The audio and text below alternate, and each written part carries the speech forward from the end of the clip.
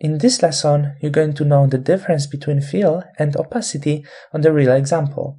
So let's go back to our layer styles. I'm going to hit right, blending options.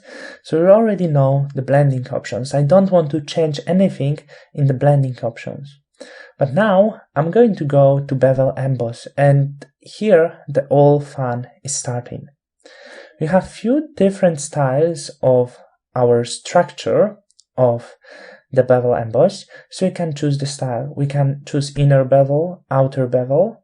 You can see the differences between them: emboss, pillow emboss, and stroke emboss, which is nothing in that case, pretty much. I'm going to choose inner bevel because it's giving me the nicest effect, and you cannot see the huge difference between because we didn't set up our depth. When I'm going to make the depth a bit bigger, as you can see, the effect is going to appear as a stronger. Also, I want to make the size a bit bigger, not extremely big, but something that gives me really nice effect. And I'm going to soften this a little bit, not too much, because it will be too roundy, but maybe somewhere around the middle. Also, you can choose the technique. Here is technique smooth, chisel hard, and chisel soft.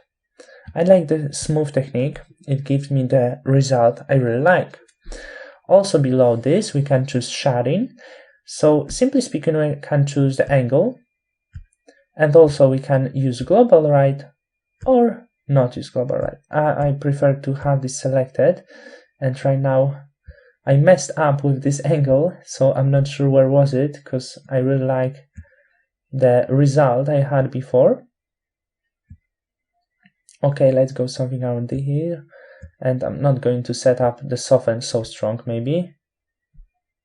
Okay.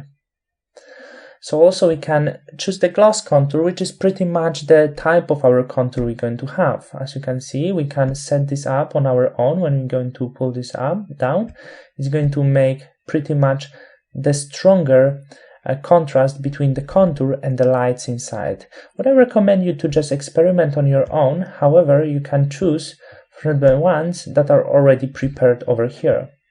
They're all different, and some of them can be useful for the text you're going to use. For example, this one would be really nice for some glossy text effect. However, as I said, I want to use custom. Oh, of course, not like that.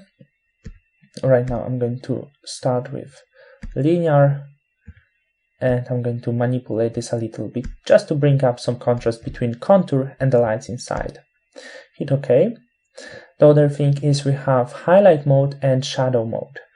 We have white color, you remember, it shouldn't be even visible on this. It's all the same for everything. We can experiment, for example, choose multiply and choose different color for it. So as you can see, when you choose the color black, it will be way stronger and affects your image in a stronger way. In shadow mode, multiply and color black is totally fine. We can bring up some of the shadows for stronger effect, for example, and that would be it about bevel emboss. So let me explain these two things, and after that we're going to jump into differences between fill and opacity, because I want to set this up so you're going to see very clear difference. Let's go to contour. So this is very basic. Simply speaking, we're choosing the contour. We're choosing the range of our contour that exists over here.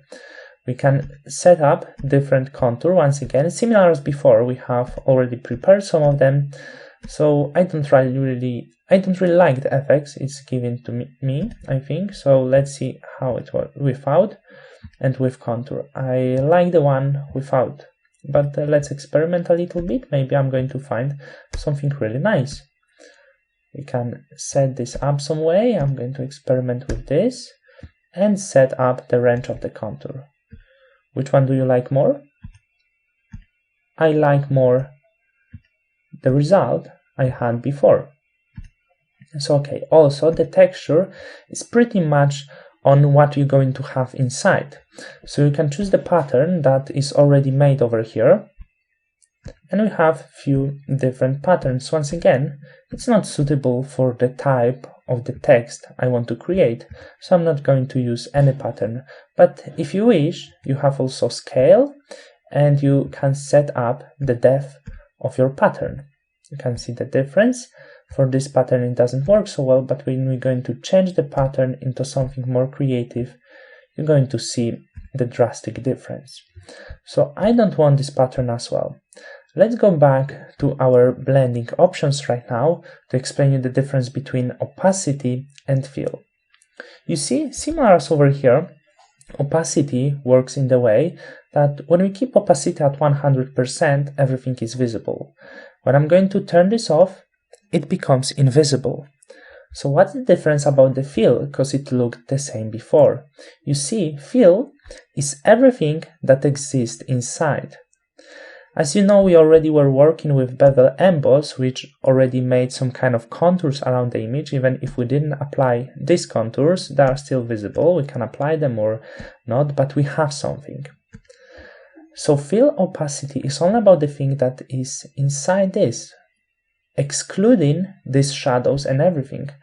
When I'm going to pulling this down, the color that exists inside is going to disappear, but everything else, what is around, so which is our kind of contours, it's staying because it's our fill. It's not the full global opacity. Let's hit OK, and you can see this over here. It will work on the same rule. When I'm going to turn off opacity, it's going to disappear. When I'm going to pull down the fill, only the things that exist inside are going to disappear.